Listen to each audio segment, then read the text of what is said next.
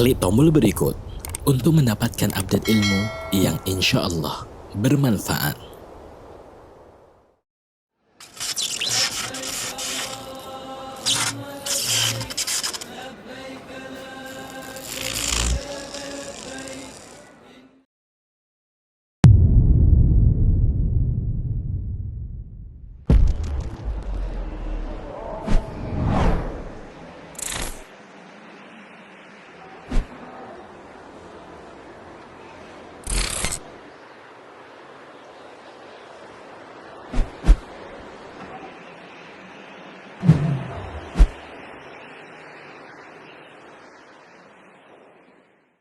Kesempatan dan yang terpenting adalah nikmat iman dan Islam. Sehingga kita dapat berkumpul dalam rangka menuntut ilmu, walaupun hanya lewat Zoom, tapi insya Allah tidak mengurangi nilai ibadah kita. Salawat dan salam kita haturkan kepada junjungan Nabi besar Muhammad Sallallahu Alaihi Wasallam, kepada keluarganya, kepada sahabatnya, dan para pengikutnya hingga akhir zaman. Yang insya Allah kita termasuk di dalamnya, dan insya Allah juga kita kelak mendapatkan syafaatnya. A'udzu billahi minasyaitonir rajim. Wa idz qala rabbuka lil malaikati inni ja'ilun fil ardi khalifah.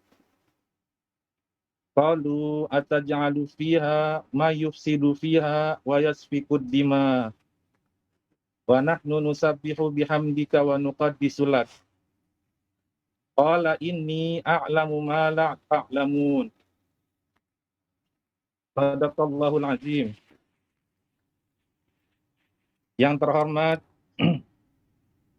guru kita Al-Mukarram Ustadz Dr. Syafiq Riza Basalamah LCMA.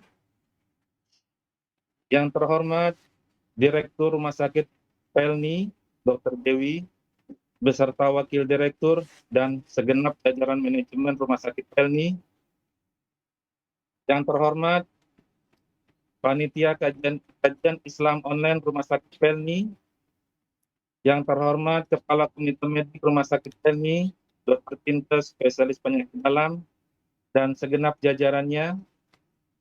Yang terhormat Kepala Himpunan Dokter Rumah Sakit Pelni, Dr. Rin, spesialis radiologi, dan segenap jajarannya. Yang terhormat para profesor, konsultan, senior, dan teman sejawat sekalian. Yang terhormat seluruh karyawan Rumah Sakit Pelni, baik medis maupun non-medis, yang tidak saya sebutkan namanya satu persatu, tapi tidak mengurangi rasa hormat kami. Pada hari ini, hari Jumat, tanggal 15 Januari 2021, bertepatan dengan 2 Jumadil Akhir 1442 Hijriah, kita akan bersama-sama mengkaji ilmu keislaman dengan tema Sungguh Setiap Kita Adalah Pemimpin, yang akan disampaikan oleh guru kita Al-Mukarram Ustadz Dr. Syafiq Riza Basalamah LCMA. Kajian ini insya Allah akan berlangsung sekitar 60 menit, kemudian akan diikuti tanya jawab kurang lebih 25 menit, dan pada akhir acara mohon perkenan kepada Ustadz Dr. Syafiq Riza Basalamah LCMA untuk memberikan resume dan dilanjutkan dengan doa. Perlu diketahui, saat ini sudah banyak sekali yang hadir. Kemudian tata cara untuk kajian ini, selama kajian berlangsung, mohon suara dinonaktifkan. Dan nanti dalam sesi tanya jawab, mohon dituliskan dalam kolom chat. Baiklah, untuk mempersingkat waktu, kajian Islam online Rumah Sakit Pelni dengan tema Sungguh Setiap Kita Adalah Pemimpin, kepada Dr. Ustadz Syafiq Riza Basalamah LCMA, waktu dan tempat dipersilakan. Masya Allah. Jazakumullah khairan. Assalamualaikum warahmatullahi wabarakatuh. Alhamdulillah, segala puji bagi Allah Jalla Jalaluh. Wassalatu wassalam ala Rasulillah wa ala alihi wa ashabihi wa man wala. Salawat dan salam semoga senantiasa tercurahkan untuk utusan Allah, untuk baginda kita Nabi Muhammad sallallahu alaihi wasallam, yang ingat hari ini hari Jumat, hari bersalawat untuk Rasul sallallahu alaihi wasallam. Hari yang paling indah, hari yang penuh dengan berkah. Semoga Allah Azza wa Jal menerima segala amalan kita dan mengampuni dosa-dosa kita. Semoga salat bersambung untuk keluarga beliau, untuk para sahabat beliau dan orang-orang yang mencintai beliau. Amma ba'd, jamaah rahimakumullah, khususnya para dokter yang berada di Rumah Sakit Pelni dan nakes yang lainnya. Ini sebuah kesempatan yang indah ya. Yang kita tahu kondisi pandemi belum selesai. Bahkan kemarin rekor lagi sampai 11.000 dalam sehari. Hendaklah setiap muslim bertobat kepada Allah Azza wa Jalla. Berdoa memohon ampunan kepadanya. Tidaklah musibah turun kecuali karena dosa. Dan tidak diangkat kecuali dengan bertobat kepada Allah. Ahibati fillah. Tadi dokter mengutip firman Allah Azza wa Jal yang berkaitan dengan perbincangan antara Allah dan para malaikat. Bagaimana Allah mengatakan, inni ja'ilun fil ardi khalifah. Aku hendak menjadikan khalifah di muka bumi. Singkat cerita, para malaikat pesimis. Takut khalifah yang akan diciptakan, yang tujuannya adalah memakmurkan bumi dengan perintah Allah Azza wa Jalla, menyebarkan kedamaian, membumikan cinta dan kasih sayang. Takut yang akan terjadi sebaliknya. Kerusakan, darah dikucurkan. Tapi Allah Jalla Jalaluh mengatakan, inni a'lamu ma la ta'lam. Aku mengetahui apa yang kalian tidak mengetahui. Wa subhanallah, dalam khalifah yang ada di muka bumi ini, ternyata ada orang-orang baik. Ada para nabi. Ada orang-orang soleh yang mereka menebarkan kedamaian, mengajak kepada kebaikan. Namun di sisi lainnya, ternyata khalifah ini punya kekurangan.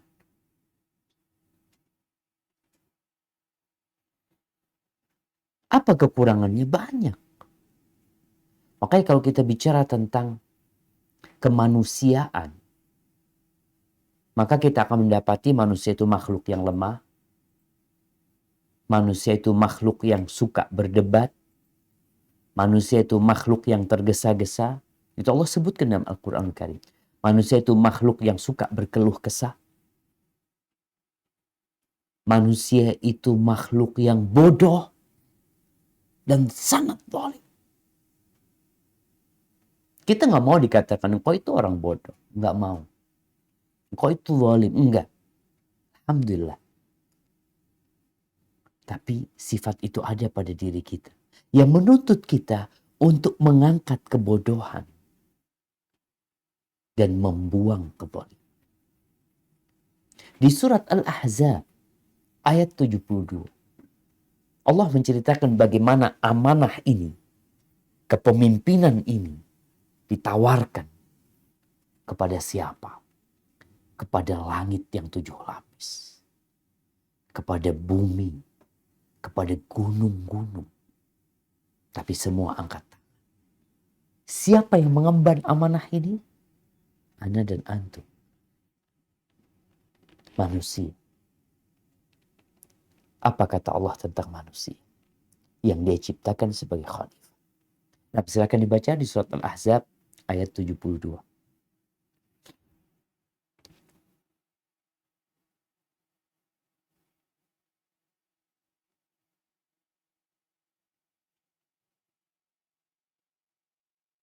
Rajim.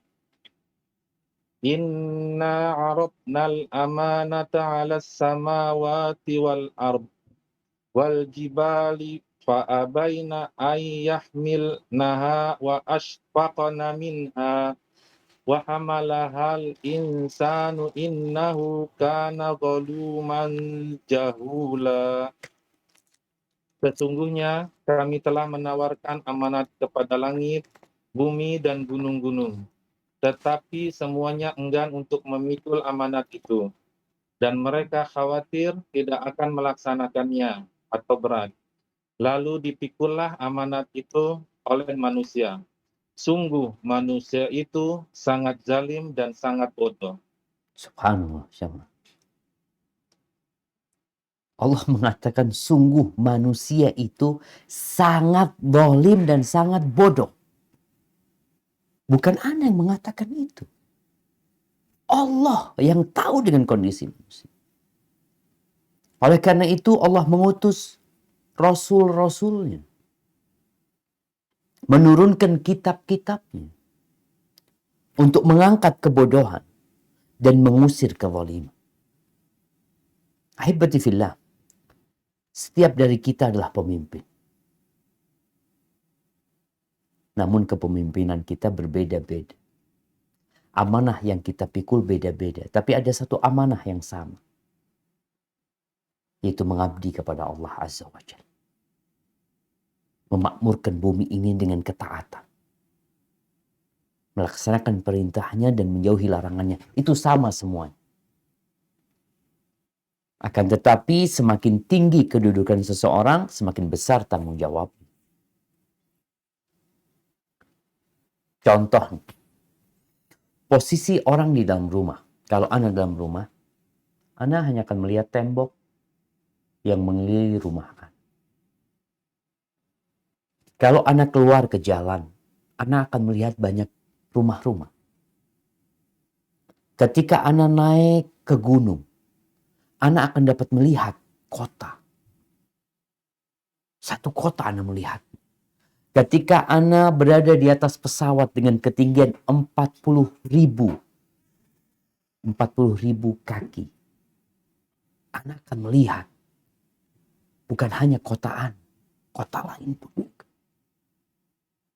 Kira-kira seperti itulah gambaran amanah yang Allah berikan. Semakin tinggi jabatanmu, engkau semakin banyak yang dilihat. Semakin luas yang kau anu. Semakin besar amanah yang engkau emban. Rasulullah Sallallahu Alaihi Wasallam bersabda dari Abdullah bin Umar bin Khattab, anna Rasulullah Sallallahu Alaihi Wasallam qala, ala kullukum ra'in wa kullukum mas'ulun an ra'iyati. Ingat, setiap dari kalian adalah pemimpin. Dan setiap kalian bertanggung jawab atas apa yang dia pimpin. Subhanallah. Fal amir alladhi 'alan nas ra'in 'alaihim wa huwa mas'ulun anhu. Seorang pemimpin atas umat manusia. Mau presiden, mau bawahannya presiden, mau nanti gubernur, mau nanti bupati, nanti ada camat, ada lurah, RW, RT, pemimpin. Dan akan dimintai pertanggungjawaban atas apa yang dia pilih. Seorang presiden yang punya rakyat 270 juta, maka dia akan ditanya tentang 270. Dia punya anak buah. Semua akan dimintain pertanggungjawaban. Seorang RT yang di bawah dia hanya ada 21 kakak, maka dia akan dimintain pertanggungjawaban. Warrajulu ra'in ala ahli baiti wa huwa mas'ulun anhum. Dan seorang laki-laki. Ingat, seorang laki-laki. Ini udah bicara yang lebih privat. Seorang laki-laki itu pemimpin atas keluarga di rumah. Dan dia akan dimintain pertanggungjawaban atas apa yang dia. Wal mar'atu, perempuan, ra'iyatun ala baiti ba'li. Seorang perempuan adalah pemimpin di rumah suaminya. Jadi posisi suami sebagai presiden, mungkin posisi istri sebagai wakil presiden di rumahnya. Dan dia akan dimintain pertanggungjawaban fi baiti ba'liha wa waladihi wa hiya mas'ulatun anhu. Dan akan ditanya tentang anak-anaknya.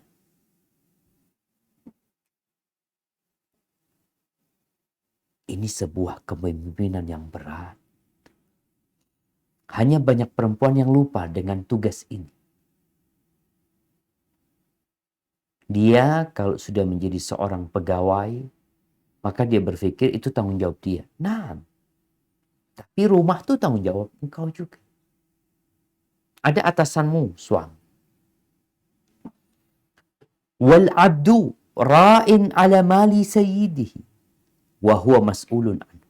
Dan seorang budak itu pemimpin, bayangkan. Dari yang presiden sampai budak, sampai hamba sahaya, itu pemimpin. Dan dia akan dimintai tanggung jawab atas apa yang dia pimpin. Harta atasannya, harta majikan. Lalu beliau menutup hadis ini dengan sabda beliau, fakullukum ra'in wa kullukum mas'ulun an ra'iyatihi. Setiap kalian adalah pemimpin dan akan dimintai pertanggungjawaban atas apa yang dia pimpin. Ahibati fillah. Gimana kita mau jadi pemimpin kalau kita bodoh dan zalim? Kalau pemimpinnya itu bodoh dan zalim, yang akan terjadi kehancuran di dunia, neraka di akhir. Oleh karena itu Allah Jalla Jalaluh menyebutkan tentang dua kriteria yang harus ada di diri pemimpin. Kalau bicara menjadi seorang ayah, engkau pernah sekolah nggak jadi seorang ayah? Pernah belajar? Menjadi seorang suami, engkau sekolah nggak? Kadang-kala enggak. Dia punya ilmu, namanya seorang dokter. Ilmunya Masya Allah dalam bidang kedokteran, dalam menangani pasien. Tapi kadang-kala dia nggak bisa nanganin istri. Dia mampu menangani 100 pasien. Tapi satu istri nggak berhasil. Ada apa? Dia nggak sekolah bagaimana menjadi pemimpin atas istrinya. Tapi dia bersekolah belajar bagaimana menangani pasien. Ini terjadi. Makanya ada dua sifat yang harus ada di diri seorang pemimpin. Mudah-mudahan hari ini kita bisa melihat, mengkoreksi diri kita. Dua sifat itu ada nggak ya sama anak ya? Yang pertama, kuat. Yang kedua, amanah. Dua hal ini. Kuat. Sesuai dengan apa yang dia pimpin. Kalau dia seorang panglima perang, bukan hanya fisiknya yang kuat. Tapi dia harus ahli strategi. Dia harus pintar. Bagaimana mengarahkan anak buah. Kalau dia seorang kepala desa, maka dia juga harus punya ilmunya tuh. Kekuatannya sesuai dengan jabatan yang dia pegang. Yang kedua, amanah. Dua hal ini harus bersandingan di diri pemimpin. Kalau dia pandai, tapi nggak amanah, yang ada kacau. Dia akan korupsi. Dia korupsi harta, korupsi waktu. Tapi semua orang mengatakan orang ini pinter loh. Dia profesor umpamanya. Dia doktor. Dia sudah punya pengalaman banyak. Akhir pengalaman dia di penjara. Bayangin. Dari pinternya dia, akhir pengalamannya, dia juga pernah di penjara loh. Subhanallah. Berarti dia hanya pandai tapi nggak aman. Ada yang amanah, Masya Allah, orangnya baik. Sholat malam, puasa sunnah, pokoknya amanah. Sayang dia bodoh. Nggak jalan yang dia pilih. Dan dua hal ini jarang berkumpul dalam satu orang. Makanya memilih pemimpin itu, kita nggak bicara milih pemimpin, ya kita lah yang setiap kita adalah pemimpin. Kita harus sering-sering bercermin. Anak ini nggak punya dua-duanya. Anak punya kekuatan dalam ilmu medis, tapi nggak punya kekuatan dalam mengatur rumah tangga. Dalam memanage konflik yang terjadi di dalam rumahnya. Kadangkala ada bos sukses, bos ini. Perusahaan yang dia pimpin, Masya Allah. Tapi rumah yang dia pimpin kacau. Kenapa? Karena dia nggak punya ilmu, nggak punya kekuatan di sana. Sedangkan Nabi SAW mengatakan kita semua pemimpin loh. Sehingga kita perlu belajar. Kalau pada bulan yang lalu kita belajar tentang ya ilmu agama kita, ya masih belum gitu loh. Jadi antara ilmu yang wajib dipelajari yang berkaitan dengan kewajiban kita. Coba dibuka firman Allah di surat Al-Qasas ayat 26.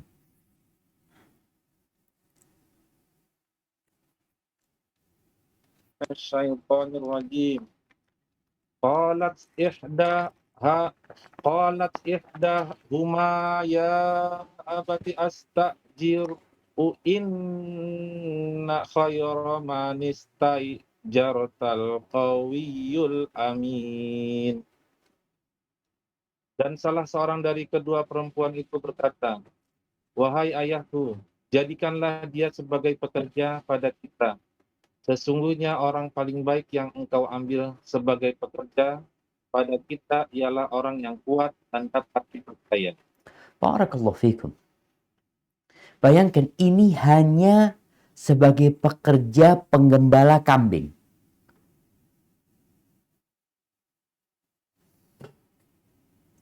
Ini perempuan yang bilang, bukan laki-laki. Allah menceritakan tentang salah seorang putrinya Syuaib. Ketika Nabi Musa membantu mereka untuk memberikan minum kepada kambing-kambing dan domba-domba mereka, akhirnya perempuan ini mengatakan, jadikan dia sebagai pekerja kita. Kenapa? Inna khairu man ista'jarta al-qawi al-amin. Sebaik-baiknya yang orang engkau pekerjakan itu adalah yang kuat dan amanah. Gimana kalau ini jadi kepala desa, ini jadi kepalanya kambing? Penggembala yang ngurus urusan kambing. Bagaimana kalau dia naik bukan memimpin kambing tapi memimpin manusia sebagai seorang suami, memimpin wanita, sebagai seorang bapak yang punya anak-anak. Semakin tinggi jabatan dia, semakin berpengaruh kekuatan dan amanah. Nabi Yusuf alaihissalam, kita tahu ceritanya. Bagaimana cerita beliau berakhir di penjara. Tatkala beliau dikeluarkan dari penjara, dipanggil oleh Raja Mesir waktu itu. Apa yang beliau katakan? Beliau minta ditaruh di sebuah jabatan yang penting dalam negara. Apa jabatan itu? Dan kenapa beliau menawarkan diri untuk menjabat hal itu? Allah ceritakan hal ini di surat Yusuf ayat 55. Coba dibaca. Surat Yusuf ayat 55.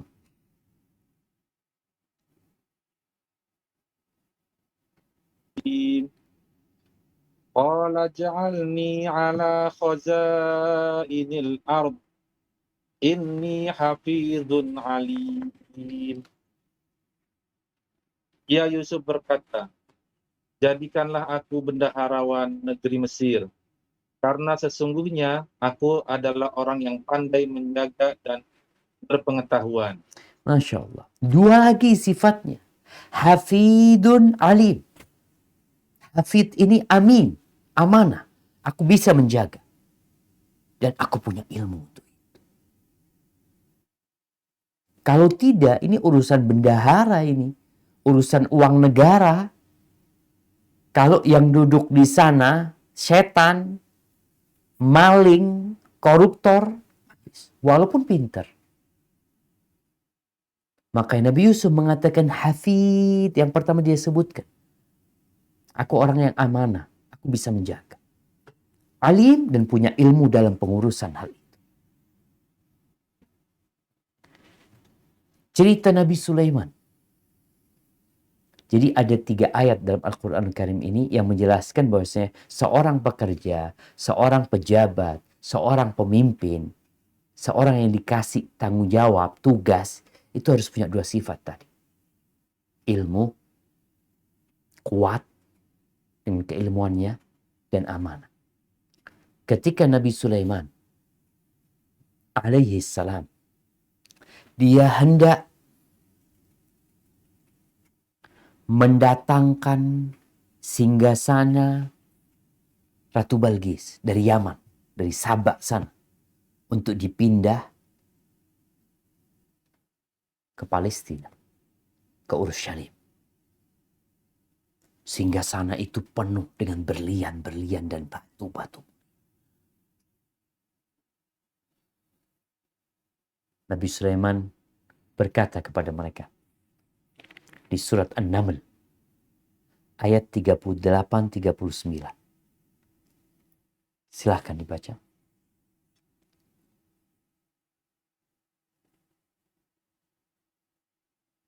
Surat An-Naml ayat 38-39. Qala ya ayyuhal mala'u ayyukum ya'tini bi'arsyiha qabla an ya'tuni muslimin. Qala ifritum minal jinni ana atika bihi qabla an taquma min maqamik. Wa inni alaihi laqawiyyun amin. Ya Sulaiman berkata, wahai para pembesar, siapakah di antara kamu yang sanggup membawa singgasananya kepadaku sebelum mereka datang kepadaku menyerahkan diri?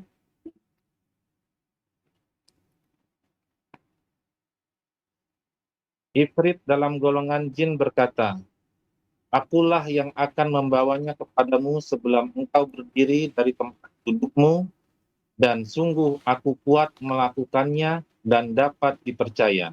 Masya Allah. Ya, Ifrit dari bangsa jin mengatakan itu. Dia yang akan mendatangkan.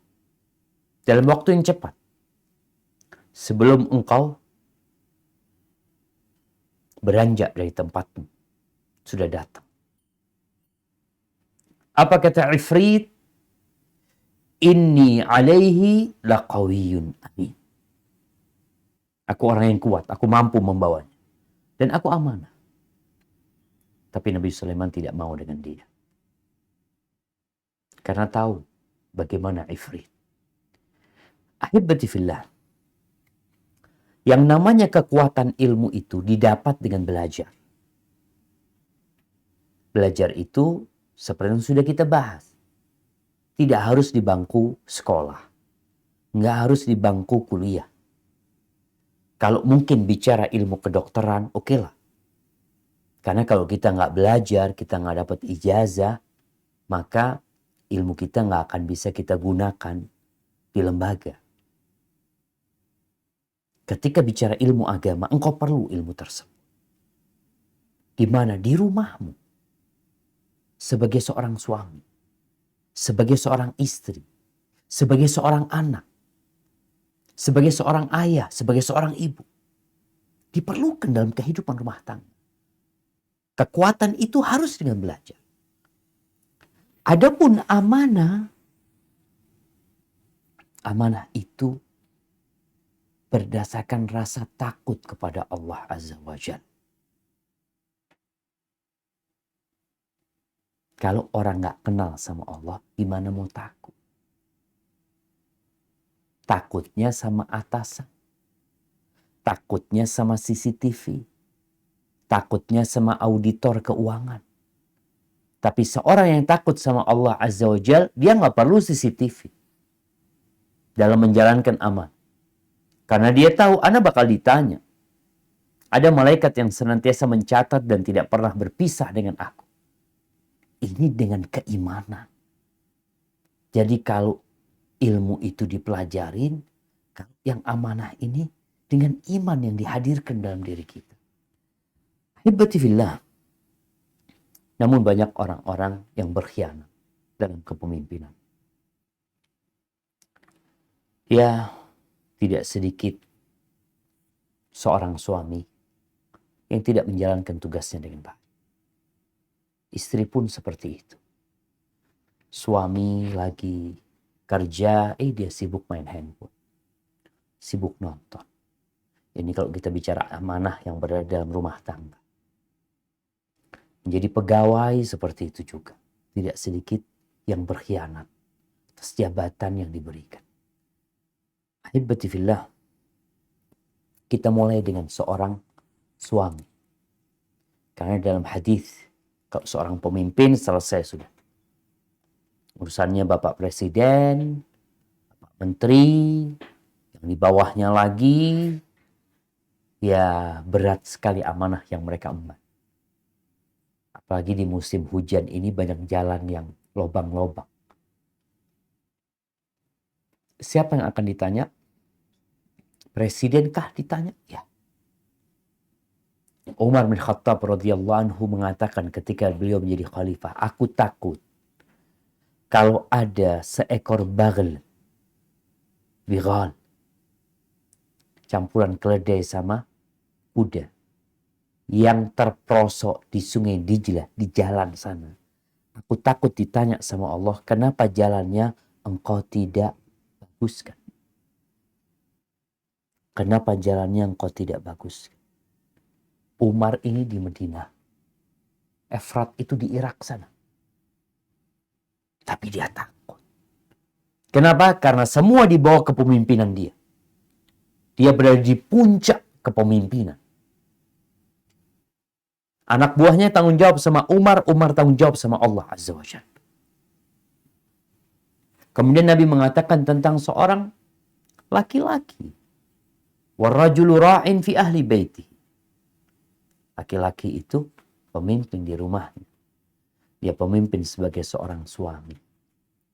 Ya, firman Allah yang kita hafal, ya ar-rijalu qawwamuna 'alan nisa' bima faddalallahu bihi ba'dakum 'ala ba'd wa bima anfaqu min amwalihim.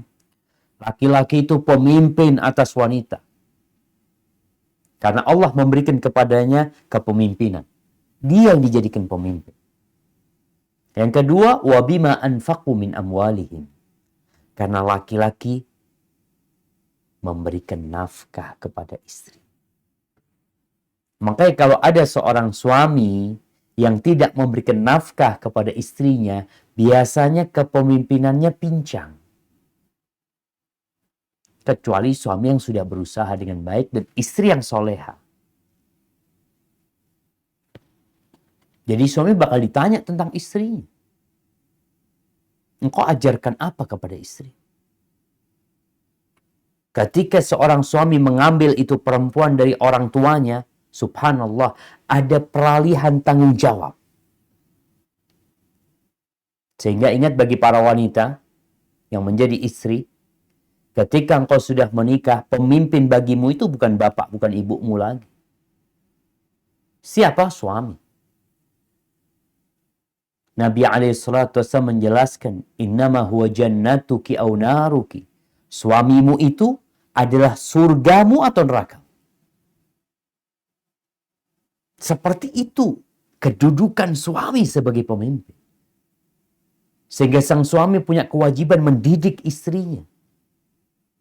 Kebanyakan laki-laki itu hanya memenuhi urusan sandang, pangan, papan. Iya, itu kewajiban.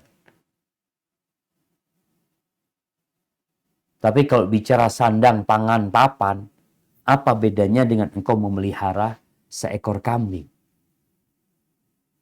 yang engkau persiapkan makanan buat dia?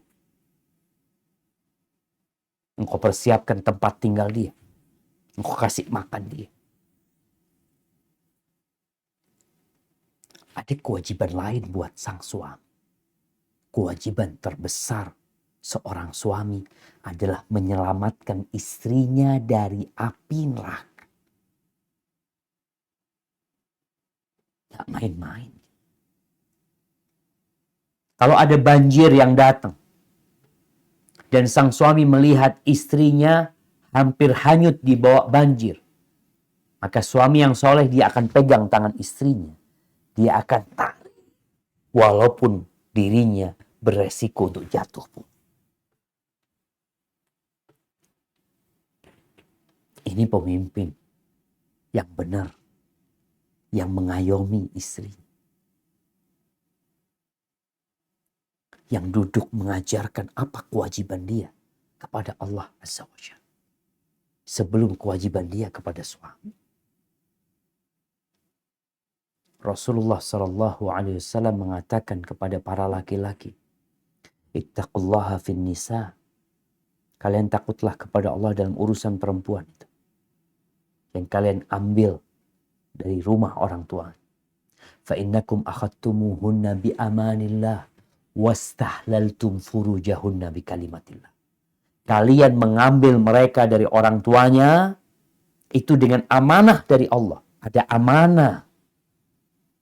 Yang kau bakal ditanya tentang amanah tersebut. Perempuan yang dulunya haram jadi halal buat engkau, itu dengan kalimat Allah engkau mengambil. Sehingga Rasul SAW benar-benar mengingatkan para laki-laki dengan kondisi perempuan ini. Seorang suami kadang-kala benci sama istrinya. Engkau pemimpin. Diapain kalau benci sama istri, sama anak buahmu? Diajarin. Ini yang kadang-kala main PHK kalau itu anak buah. Istri main pulangin ke orang tuanya. Udah aku ceraikan engkau. Allah Azza wa Jalla mengatakan wa'ashiruhunna bil ma'ruf. Ajari. Pergauli istri kalian dengan cara yang baik. Fa in karihtumuhunna, kalau kalian benci sama istri kalian, bisa jadi yang kalian benci itu ada banyak kebaikan yang Allah sediakan di sana. Makanya bagaimana Rasul SAW menggambarkan rumah tangga ini. Sang suami sebagai pemimpin ketika ditanya beliau tentang siapa wanita yang paling baik. Apa kata Nabi SAW? Allati idza nadarta ilaiha sarratka. Yang kalau engkau memandangnya hatimu jadi sejuk. Wa idza amartaha ata'atka. Kalau disuruh taat. Wa idza ghibta anha, kalau engkau sedang enggak di rumah, hafizatka fi malika wa farjia. Perempuan akan menjaga kehormatan dirinya, akan menjaga harta suaminya. Di sini seorang istri juga pemimpin. Kau bertanggung jawab. Di rumah suami, nah. Soalnya kadang-kala nih, suami istri sama-sama kerja. Terus siapa yang tanggung jawab di rumah? Bukan dilarang perempuan bekerja. Boleh dia bekerja selama dalam koridor syariat. Tapi jangan menelantarkan tugasnya. Oke, seorang suami kerja cari nafkah berikan kepada istri. Dia juga membantu istri mendidik anak-anaknya. Tugas istri sekarang. Ketika dia menyerahkan kewajibannya kepada babysitter, umpamanya kepada pembantu, kadangkala tugasnya tak sempurna. Kenapa ada perbedaan antara seorang istri yang nanti dia menjadi seorang ibu, dia mendidik anak-anaknya dengan cinta. Sedangkan babysitter kadangkala dia mendidik anak-anak bosnya karena uang.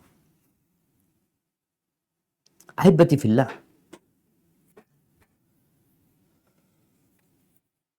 Allah Azza wa Jalla berfirman di surat At-Tahrim ayat 6.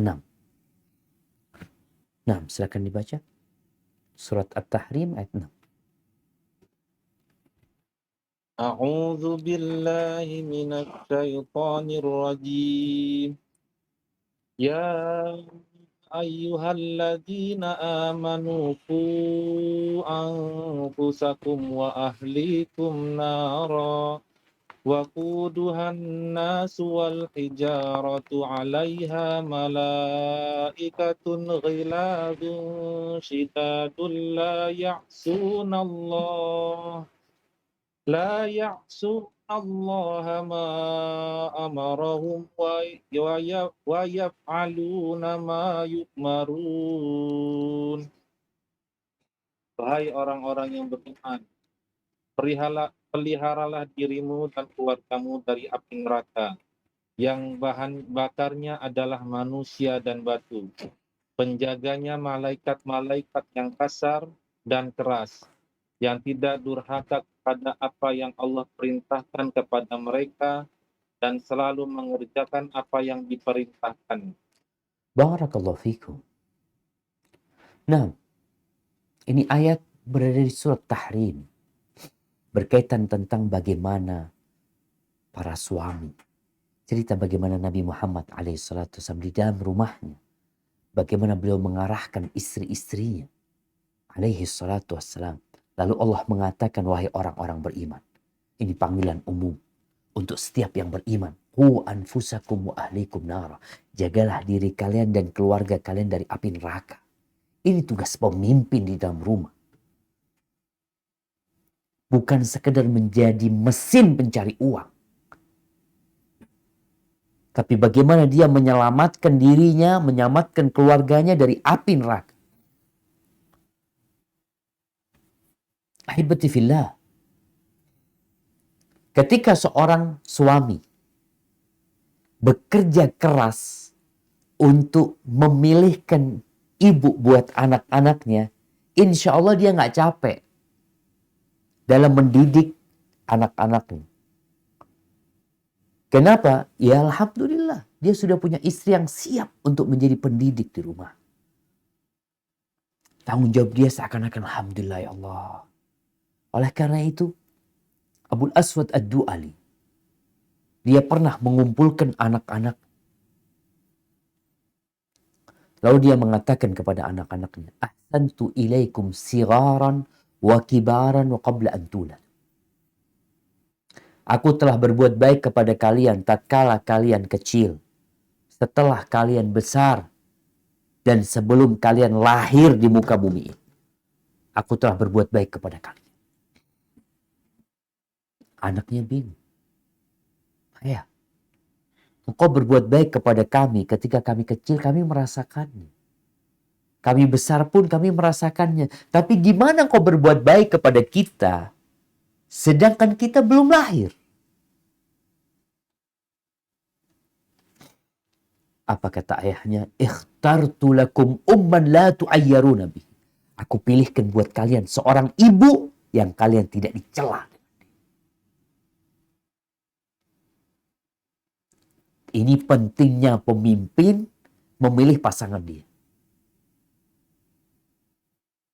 Kita tahu anak-anak kita tuh punya kewajiban berbakti sama orang tua. Kita sering dengar ya, birrul walidain, berbakti kepada orang tua. Banyak kali firman Allah Azza wa Jalla yang mengatakan, wa qadha rabbuka alla ta'budu illa iyyah wa bil walidaini ihsana. Berbuat baik kepada kedua orang tua. Ya. Tapi ingat, anak-anak disuruh berbuat baik. Engkau disuruh mendidik anak-anak dengan baik. Tanggung jawab engkau. Maka jangan harap seorang suami masuk surga sendirian sebelum mempertanggungjawabkan istrinya. Dan jangan berharap suami istri ini masuk surga karena dia orang soleh sebelum dia mempertanggungjawabkan anak-anaknya. Mereka akan pegangan. Akan menuntut kedua orang tuanya di hadapan Allah Azza wa Jal. Ini pemimpinku. Dia nggak pernah ngajarkan tentang agama kepada kita.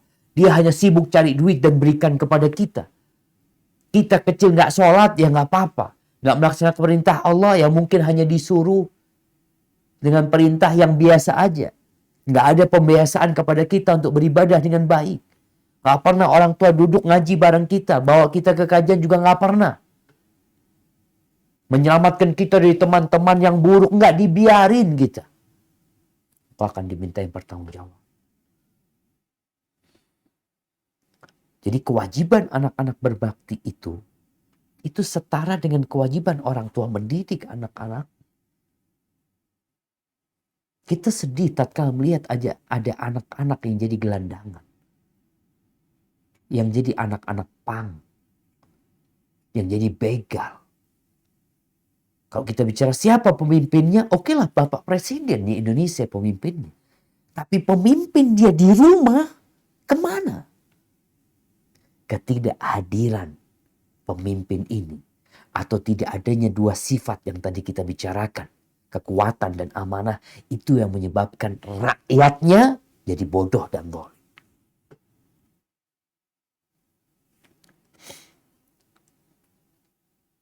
Maka bagi para orang tua, hendaklah sekarang introspeksi diri. Apakah dia sudah menjalankan tugasnya dengan baik sebagai seorang ayah? Yang ibu, apakah dia sudah menjelaskan tugasnya dengan baik menjadi seorang ibu? Atau ternyata ibunya selegram. Ibunya sibuk dengan dunianya. Lupa dengan tanggung jawab. Makanya kadangkala diremehkan. Tugas menjadi ibu rumah tangga diremehkan, subhanallah. Dia tuh khalifah yang sebenarnya. Yang mempersiapkan generasi masa depan. Yang kata Nabi SAW, wal mar'atu ra'iyatun. Dan perempuan itu pemimpin di rumah suami. Dan dia bertanggung jawab. Bayangin ya, kita tahu Imam Syafi'i. Imam Syafi'i itu bisa menjadi imam seperti itu.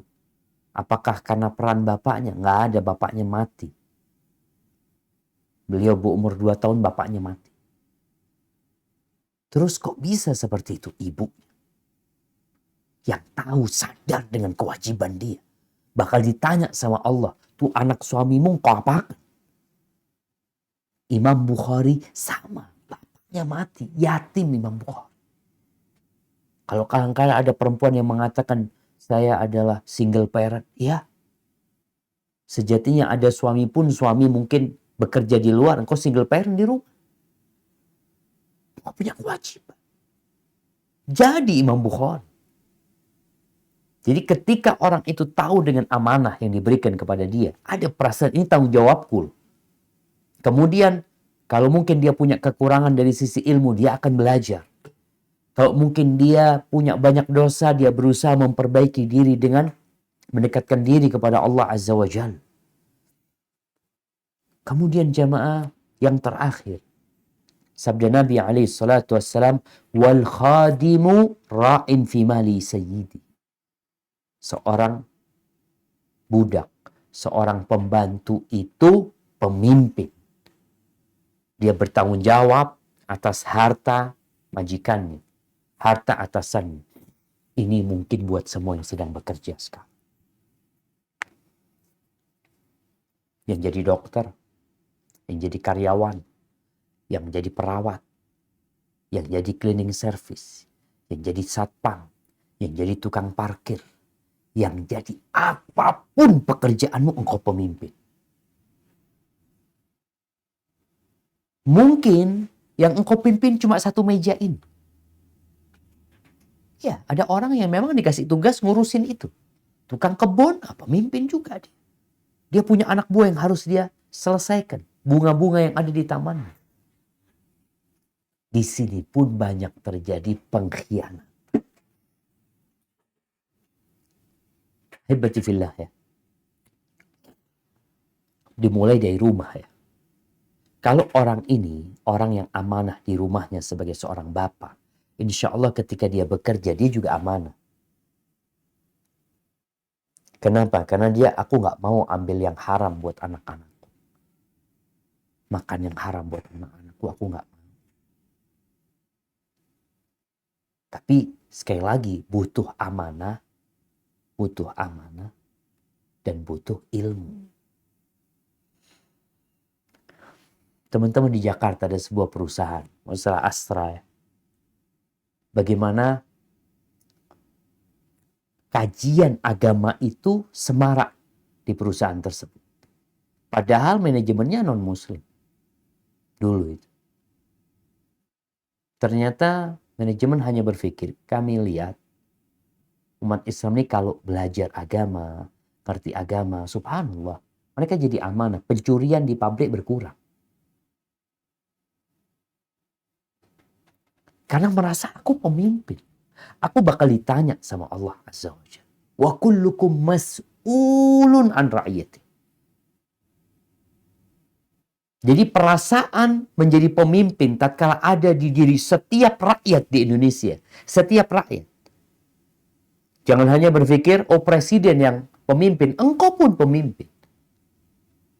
Maka insya Allah dapat menjaga stabilitas yang ada di negeri kita. Muslim itu karena dia tahu sebagai pemimpin, dia ingat sama sabda Nabi SAW. Apa kata Nabi SAW? Innallaha yuhibbu idza amila ahadukum amalan an yutqinahu. Allah itu menyukai apabila seorang beramal, dia sempurnakan pekerjaan. Nggak setengah-setengah. Muslim itu totalitas dalam kerjaannya. Dalam amanah yang diserahkan kepada dia, dia totalitas. Apalagi tatkala niat dia bekerja itu adalah untuk memberikan nafkah kepada orang tuanya, memberikan nafkah kepada anak-anaknya, untuk menjaga kehormatan dirinya. Dan dia tahu dia diawasi oleh Allah Azza wa Jalla. Dan amalan dunia ini akan berpahala buat dia. Jadi setiap dari kita adalah pemimpin. Hanya saja bagaimana sekarang kita menjalankan tugas kita sebagai pemimpin, sebagai khalifah tadi di muka bumi ini, bisa benar. Ketika kita punya dua hal, kembali kepada dua sifat yang kita bicarakan. Inna khaira man ista'jarta al-qawi al-amin. Yang kuat dan aman. Kenapa perusahaan-perusahaan itu mengadakan tes ketika orang masuk? Dia ingin melihat orang ini kuat apa enggak. Secara keilmuan. Ketika dia kuat, dia akan diterima. Tapi dengan berjalannya waktu dia di PHK. Kenapa? Dia kan pintar. Dia kan lulus cum laude. Iya. Tapi saya enggak aman. Kenapa ada menteri-menteri yang akhirnya dipenjara? Diganti. Diberhentikan. Karena mungkin secara keilmuan bagus orangnya. Tapi kadang-kala ada masalah di amanahnya. Atau sebaliknya, orangnya amanah bagus, tapi keilmuannya lemah. Ahibati fillah, dalam kehidupan kita harus sadar bahwa suatu saat semuanya akan kita tinggal. Kullu nafsin dha'iqatul maut. Semua yang bernyawa pasti akan merasakan kematian. Wa innama tuwaffawna ujurakum yawmal qiyamah. Sedangkan pahala akan diberikan kepada kalian, balasan akan diberikan kepada kalian pada hari kiamat nanti. Akan diberikan secara sempurna. Mungkin ada seorang istri yang di rumah merasa dia, ya usah anak capek Ustaz ngurusin anak-anak.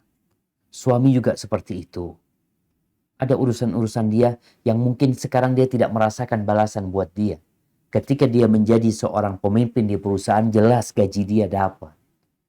Dia dapat uang.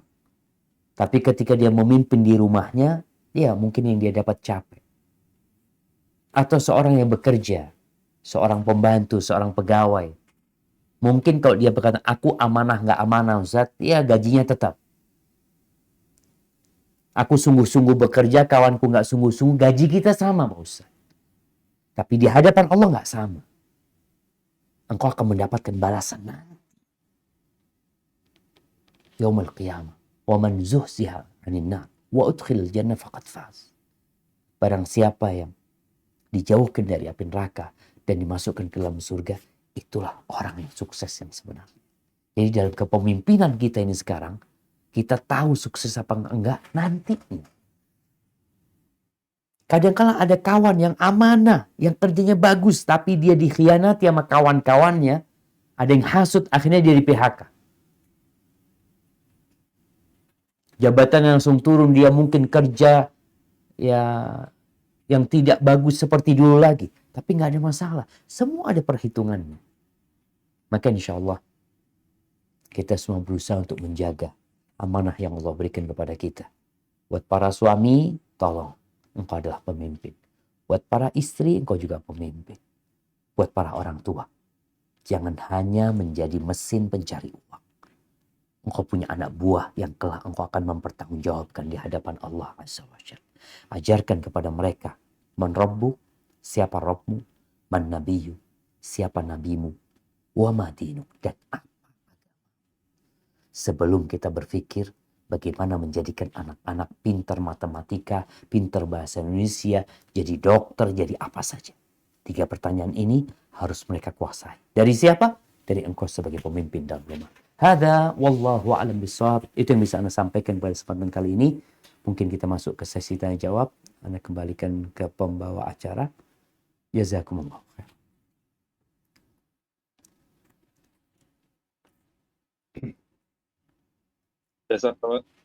Jazakallah khairan katsira Ustadz Dr. Syafiq Rizal Basalamah LCMA yang telah menyampaikan kajian Islam. Sungguh setiap kita adalah pemimpin. Mudah-mudahan Allah berikan taufik, hidayah, dan kekuatan kepada kita semua. Semoga kita dapat menerapkannya dalam kehidupan sehari-hari. Baiklah, kita sampai pada sesi tanya jawab. Kajian ini telah disampaikan begitu menarik dan pesertanya begitu antusias. Tercatat sampai saat ini ada sekitar 140 peserta. Baiklah, ini Ustadz ada pertanyaan. Assalamualaikum Ustadz. Waalaikumsalam warahmatullahi wabarakatuh. Tanya, bagaimana caranya kita dapat mengetahui kita sudah menjalankan amanah dengan baik saat menjadi pemimpin? Terima kasih Ustaz. Barakallahu fikum. Nah, jamaah. Kalau bagaimana cara kita tahu bahwasanya kita sudah melaksanakan tugas kita dengan baik, sudah menunaikan amanah itu dengan sempurna. Dari mana kita tahu? Bisa yang pertama dari orang lain yang dia mengkoreksi kita. Dia ngasih tahu kita. Biasanya juga di akhir masa jabatan seorang pemimpin itu ada laporan pertanggungjawaban. Di situ akan ketahuan. Diterima enggak engkau laporanmu itu?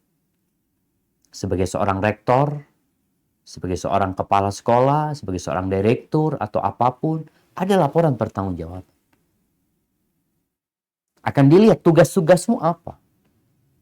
Ada 10 tugas, ternyata yang dikerjakan cuma 7. Kalau bicara tadi sebagai seorang suami, apa tugasmu sih? Sekedar sandang pangan papan, ya mungkin terpenuhi. Tapi tugas yang lainnya, engkau kerjakan apa enggak? Makanya kita sendiri bisa mengevaluasi diri kita sendiri. Dengan melihat tugas-tugas kita apa, amanah yang diberikan. Lalu selama kita bekerja, memimpin, sudahkah kita kerjakan? Apa belum? Apakah sudah semuanya? Atau semua dikerjakan tapi nggak sempurna? Maka kita perlu duduk mengevaluasi diri kita.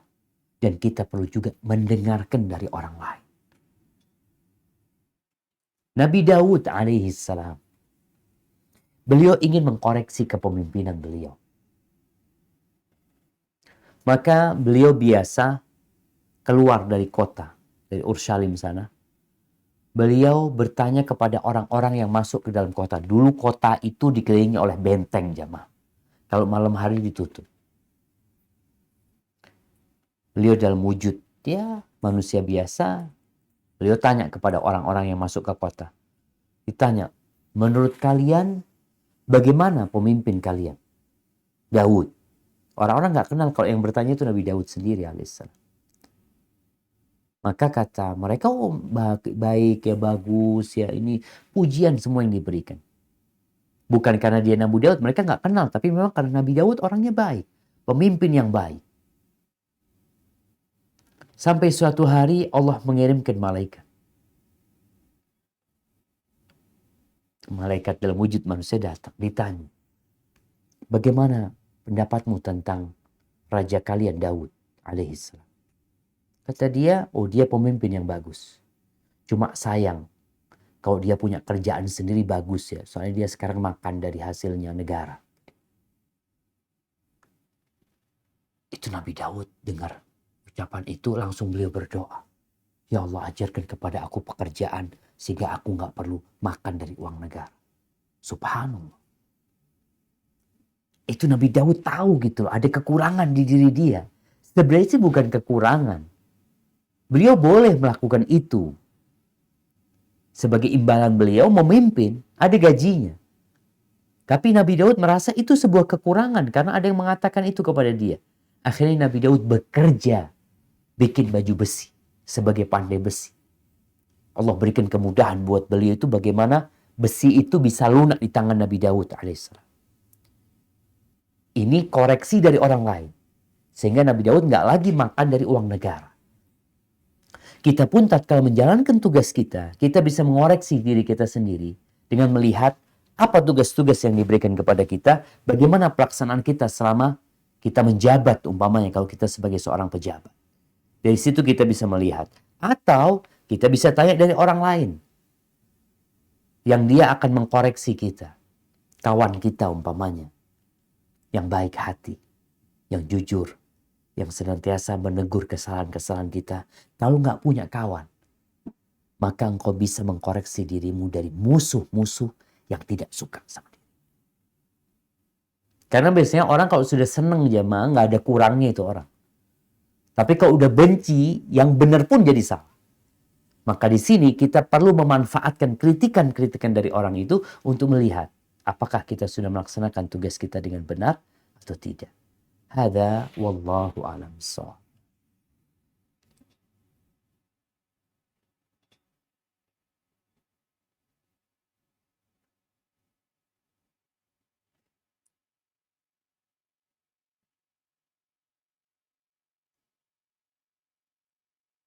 Kemudian ada pertanyaan langsung nih Ustadz dari Dr. Rian, spesialis ginekologi.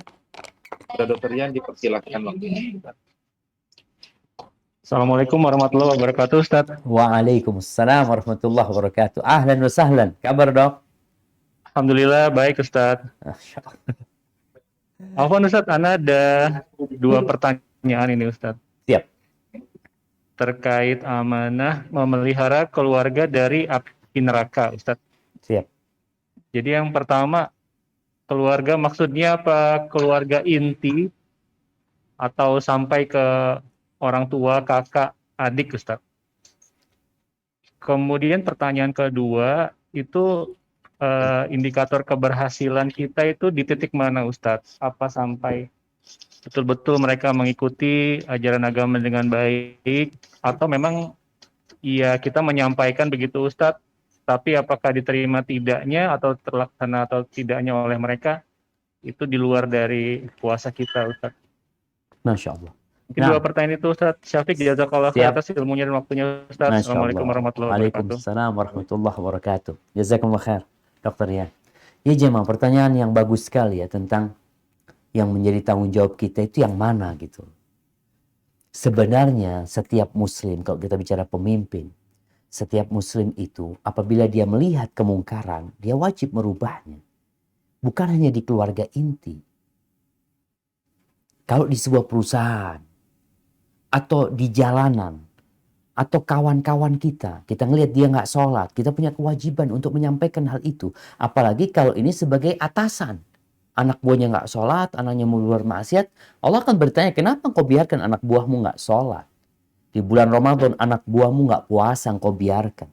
Oh, itu urusan nafsi-nafsi, urusan ibadah. Anak cuma urusan kantor. Enggak, engkau seorang muslim. Selain engkau menduduki jabatan sebagai atasan di perusahaan tersebut, engkau juga sebagai seorang muslim yang tatkala melihat kemungkaran wajib untuk memperbaikinya. Adapun dalam keluarga sekarang, apakah yang jadi tanggung jawab kita? Keluarga kita, keluarga inti, kalau dia seorang suami, dia punya kewajiban untuk memperbaiki istri dan anak-anaknya. Nah, itu kewajiban dia. Tapi posisi dia sebagai suami, tapi dia juga sebagai anak. Ketika bicara rumah tangga dia suami, dia pemimpin utama. Tapi ketika bicara dia sebagai seorang anak, dia punya orang tua yang nggak sholat umpamanya, dia juga akan dimintain pertanggungjawaban.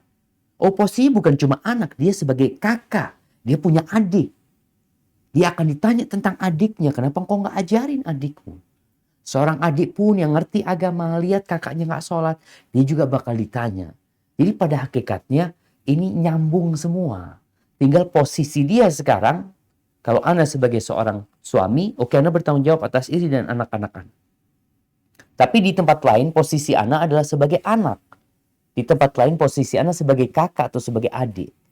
Jadi semuanya adalah pemimpin dan akan dimintain pertanggungjawaban atas apa yang dia pimpin. Rasul SAW sebagai seorang bapak,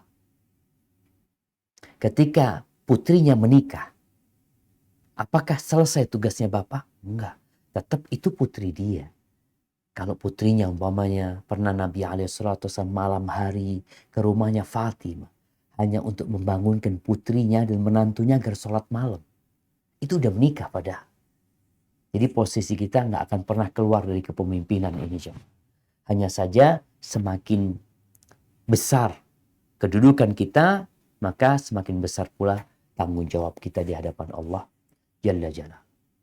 Baik, kalau bicara indikator keberhasilan kita dalam melaksanakan tugas kita, dalam rumah tangga, seorang bapak punya kewajiban mendidik anak-anaknya sampai batasan mana dikatakan dia berhasil. Ketika dia melaksanakan amanah dengan baik, selesai tugas. Kewajiban seorang mukmin itu hanya berusaha. Kesuksesan itu milik Allah Subhanahu wa taala. Nabi Nuh alaihissalam dikatakan sukses apa enggak beliau dalam berdakwah? Sukses. Tapi ada anaknya yang tidak menerima, Kan'an. Istrinya juga enggak menerima. Tapi beliau sudah melaksanakan tugas dengan baik. Sesuai SOP-nya beliau jalankan. Kalau orang ini SOP-nya nggak dijalanin, kemudian dia mengaku sudah laksanakan tugasku, anak-anakku nggak sholat, tunggu dulu. Kalau Nabi Nuh, Nabi Lut, ya kita yakin mereka sudah sukses. Cuma memang Allah tidak memberikan hidayah kepada keluarganya. Tapi engkau, pertanyaannya, engkau ajarkan sholat kepada anakmu sejak umur berapa? Oh iya, sejak SMP. Nggak sesuai dengan SOP. Seharusnya sejak umur 7 tahun. Allah perintahkan hal itu. Kenapa engkau tinggalkan hal itu? Iya, anak dulu nggak sholat juga. Berarti kan ada kesalahan. Yang menuntut dia, kalau dia gagal mendidik anaknya, itu karena kesalahan dia. Maka dia perlu bertobat kepada Allah Azza wa Jalla. Jadi kalau indikatornya adalah tadi, kita menjalankan tugas kita sesuai dengan SOP. Sedangkan berhasil tidak berhasil, wallahu a'lam bishawab sudah. Kita berdoa, kita udah berdoa, udah memohon kepada Allah Subhanahu wa taala, segala cara sudah kita lakukan. Kalau umpamanya tadi, ya Ustaz, ana baru nyuruh anak-anak sholat ketika SMP. Karena waktu itu ana, alhamdulillah ana jadi dapat hidayah dari Allah. Maka tugas antum semakin berat untuk menebus kesalahan. Dari umur 7 tahun nggak pernah anak itu disuruh sholat. Jadi ada tugas ekstra sekarang bagaimana mengajak anak. Karena kalau sudah SMP ya, apalagi sudah SMA, ya nggak bisa lagi dipukul anak-anak itu kadang-kala. Yang ada berantem sama orang tuanya. Maka bagaimana pendekatan dari orang tua?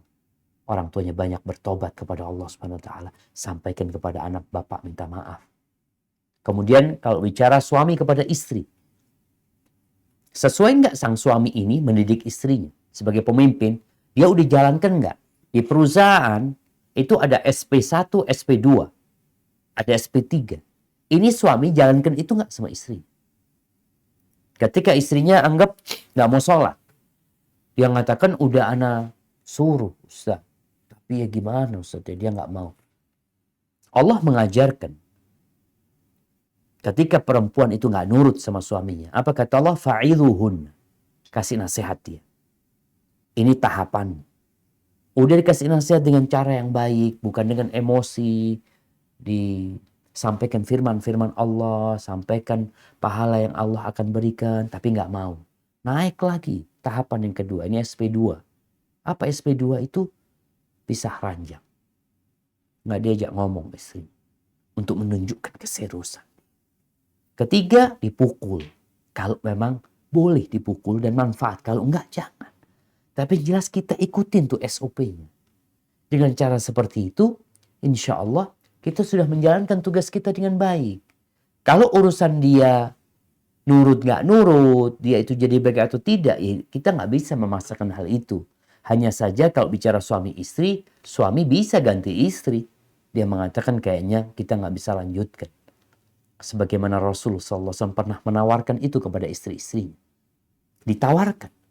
Kalau engkau tetap mau hidup bersama aku, kalau kalian memilih kehidupan bersamaku, ahlan wa sahlan. Tapi kalau kalian memilih dunia, kenikmatan dunia ini, ya sudah aku kasih duit, tapi kita tidak bisa melanjutkan perjalanan bersama. Aku akan ceraikan kalian dengan perceraian yang baik. Itu SOP-nya kayak gitu.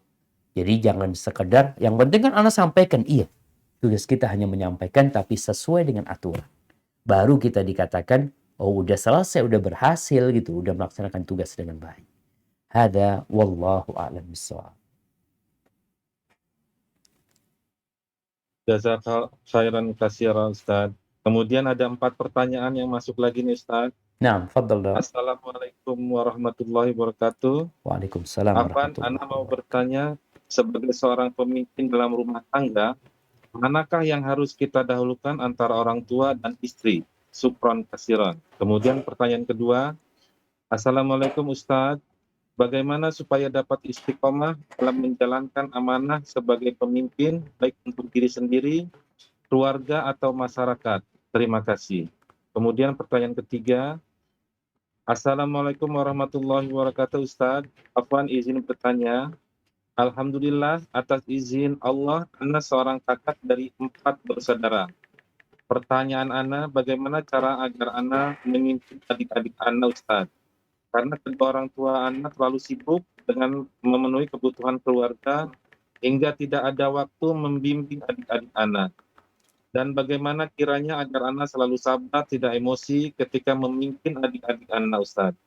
Kemudian pertanyaan terakhir, Assalamualaikum warahmatullahi wabarakatuh Ustaz. Izin Waalaikumsalam bertanya warahmatullahi mengenai ilmu sebagai pemimpin. Ana seorang ibu dari 2 anak Ustaz, tapi rasanya saya belum bisa melakukan tugas Ana sebagai seorang ibu yang baik. Dari mana Ana harus belajar Ustaz?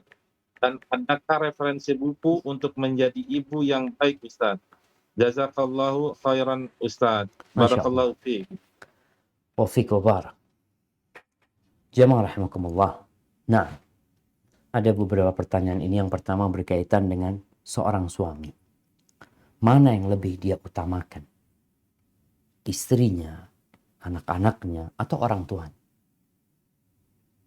Ya, kalau posisi dia sebagai anak yang lebih diutamakan adalah orang tuanya. Ketika datang seorang bertanya kepada Nabi SAW, Ya Rasulullah, man ahaqqun nas bihusni sahabati? Atau man abar? Siapakah orang yang paling berhak mendapatkan kebaktian? Siapa? Yang aku harus dekat sama dia itu siapa? Qala ummuka. Kata beliau, ibumu. Qultu thumma man? Kemudian aku bertanya, siapa setelah itu? Ibumu lagi. Qultu thumma man? Setelah itu siapa? Ibumu. Qultu thumma man? Yang keempat baru bapak. Thumma setelah bapak baru yang lebih dekat lagi. Istri, anak, yang lainnya. Tapi yang pertama adalah ibu kita, baru bapak. Kenapa? Kita pernah berada di perut ibu kita selama 9 bulan. Terus bagaimana dengan istri? Ya tetap engkau punya kewajiban. Berbakti kepada orang tua, berbuat baik kepada istri. Dua-duanya sama-sama wanita. Kalau kita bicara ibu itu wanita, istri kita juga wanita. Rasulullah SAW berpesan, Inni uharrij alaikum bihaqqid dha'ifain. Aku menimpakan kesulitan kepada kalian dalam urusan 2 orang yang lemah. Yang pertama anak yatim dan perempuan. Maka jangan sampai engkau berbakti kepada orang tua tapi mendolimin istri. Nggak boleh. Terus gimana anak kalau punya uang Ustaz? Ya sudah engkau punya kewajiban memberikan nafkah kepada orang tua. Tapi jangan menelantarkan istrimu. Maka di sini para istri, dia harus tahu diri. Bagaimana tahu dirinya? Bagaimana dia membantu suami berbakti kepada ibu. Terus Ustaz, bagaimana dengan anak? Anak kan juga punya orang tua. Anak juga punya ibu. Inilah bedanya anak perempuan sama anak laki-laki. Anak perempuan itu diserahkan kepada laki-laki. Maka mendidik anak perempuan pahalanya berbeda dengan mendidik anak laki-laki. Mendidik anak perempuan, 1 perempuan, 2 perempuan, 3 perempuan, atau lebih. Itu anak-anak akan menyelamatkan orang tuanya dari api neraka. Kalau orang tuanya mendidik anak perempuannya dengan baik. Karena setelah anak itu dirawat, dibesarkan, dididik, tahu-tahu diambil sama laki-laki. Seakan-akan orang tuanya nggak dapat, anak nggak dapat balasan di dunia Ustaz. Karena tuh anak perempuan diambil tuh sama lakinya. Iya, tapi balasanmu di akhirat. Beda sama anak laki-laki. Dia tidak diserahkan kepada keluarga perempuan. Tapi dia menerima anak perempuan yang diserahkan oleh orang tua. Maka sang istri berusaha untuk membantu suami berbakti kepada orang tuanya. Dan insya Allah engkau akan mendapatkan balasan anak-anakmu berbakti kepadamu. Dan juga insya Allah suami akan membantumu berbakti kepada orang tuamu. Pertanyaan yang kedua, bagaimana kita dapat istiqomah dalam kepemimpinan kita dalam segala hal berkaitan dengan sebagai anak, sebagai suami, sebagai ayah, atau sebagai pimpinan di sebuah perusahaan, atau sebagai anak buah yang dia juga pemimpin. Yang pertama kalau bicara istiqomah, kita harus belajar tugas kita apa. Dari setiap bidang yang kita pimpin, tugas kita itu apa. Maka ini hal yang penting ketika kita mendapatkan suatu tugas, kita tanya, tugas anak apa? Makanya sebagai seorang suami, tanya, tugas suami itu apa sih? Oh dilihat, pelajari, oh ini tugasku, siap. Ini sebagai modal utama untuk istiqomah.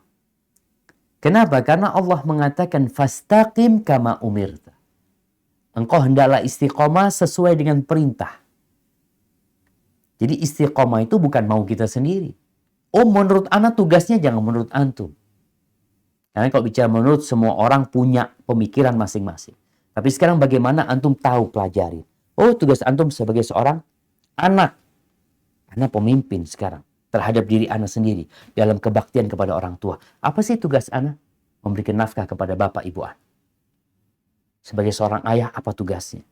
Oh anak sebagai seorang manajer. Apa tugas antum? Pelajari. Setelah dipelajarin di sinilah. Kemudian antum tahu dengan tugas, sekarang bagaimana istiqomah.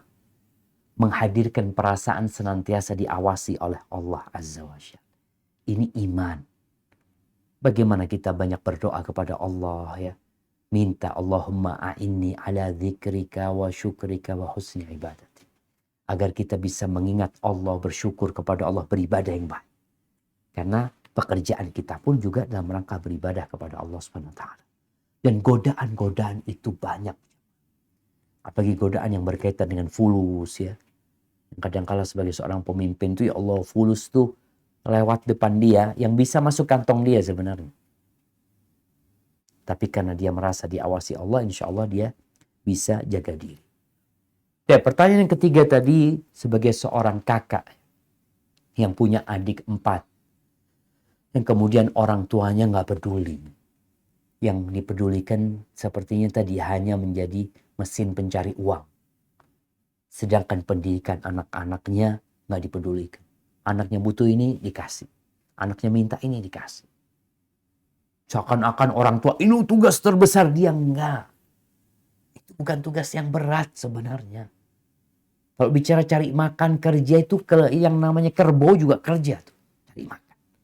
Tapi ada perbedaan antara manusia dengan kerbau. Ada amanah yang diberikan kepada dia untuk memakmurkan bumi ini. Bukan untuk membajak sawah, bukan. Untuk memakmurkan bumi ini dengan ketaatan. Tapi apa yang tidak dikata sekarang orang tua seperti itu. Maka seorang anak, yang pertama dia harus berusaha dekat sama orang tuanya.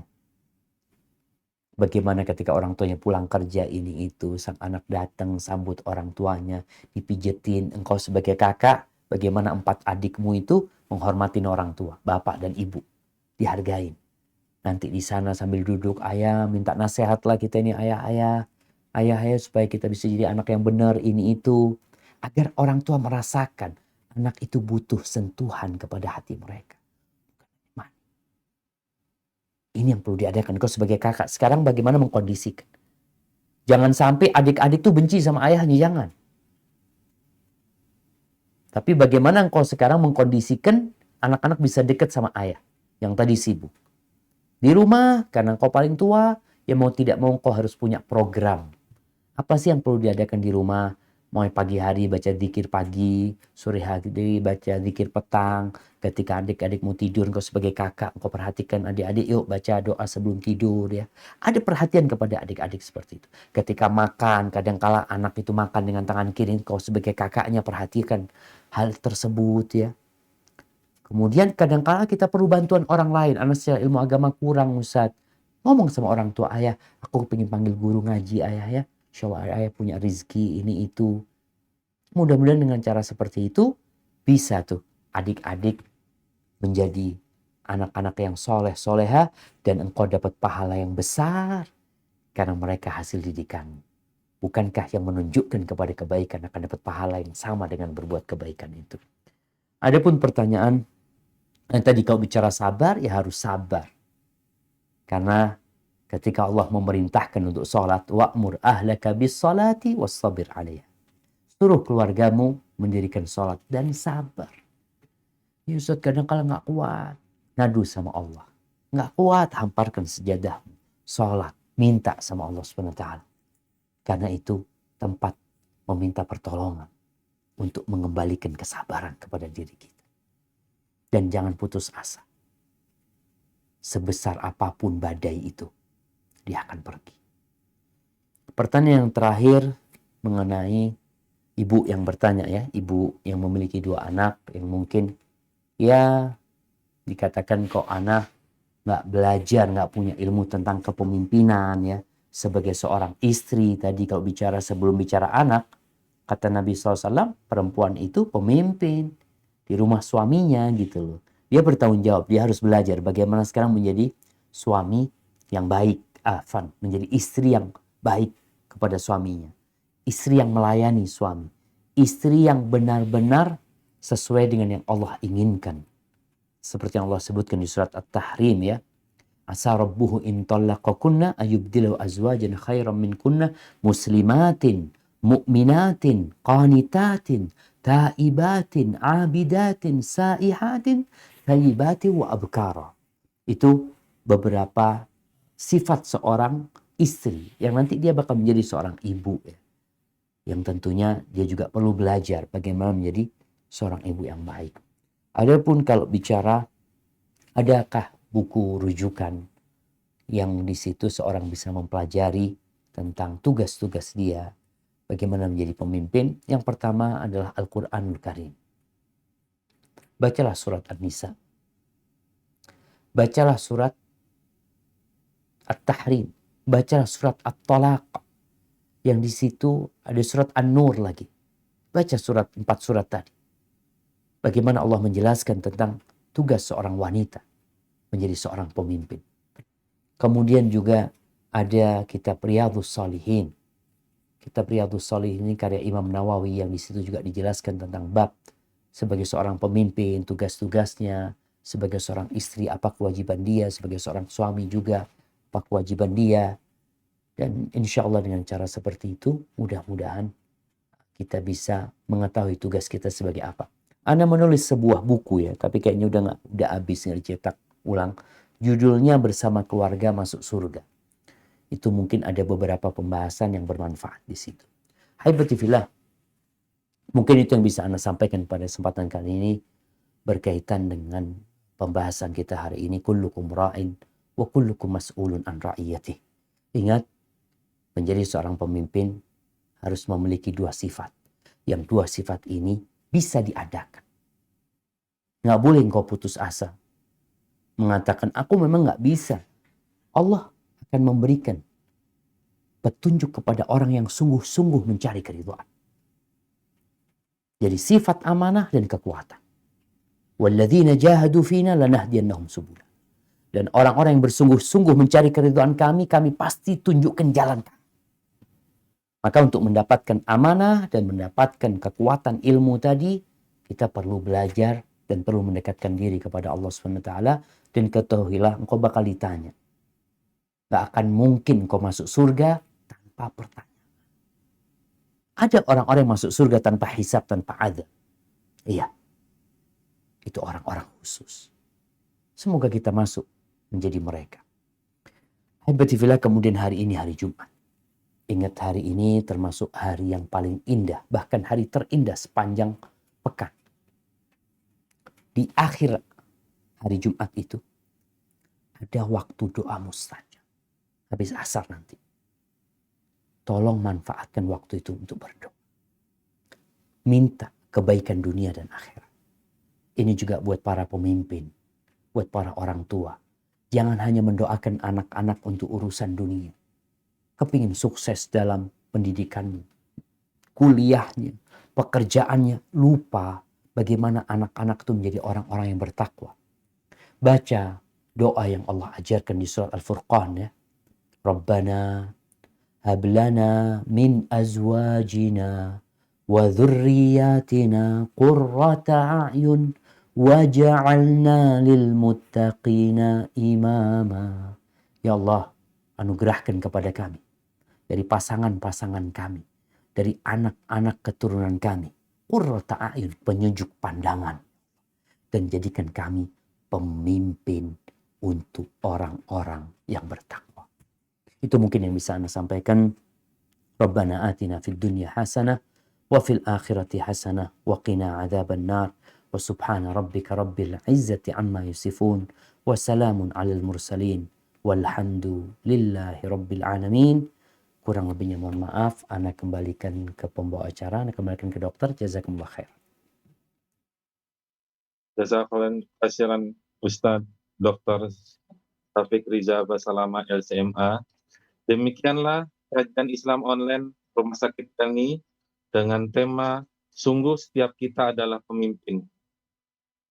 Pada hari ini, hari Jumat 15 Januari 2021, bertepatan dengan 2 Jumadil Akhir 1442 Hijriah. Semoga kegiatan kita hari ini dicatat oleh Allah Subhanahu wa taala sebagai amal kebaikan, dan semoga Allah memberikan taufik, hidayah dan kekuatannya kepada kita untuk bisa kita menerapkan kehidupan sehari-hari.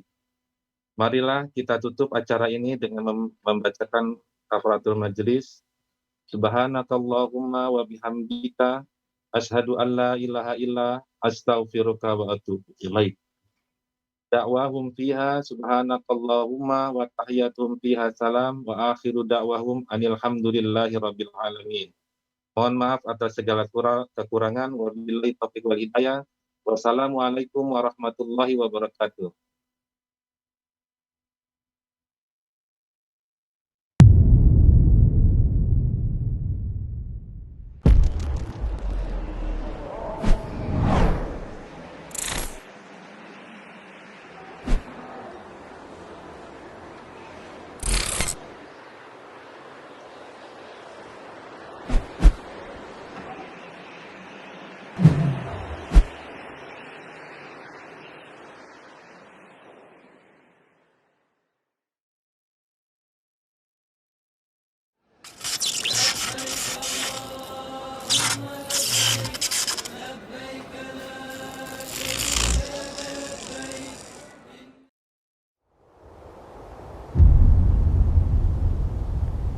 Klik tombol berikut untuk mendapatkan update ilmu yang insya Allah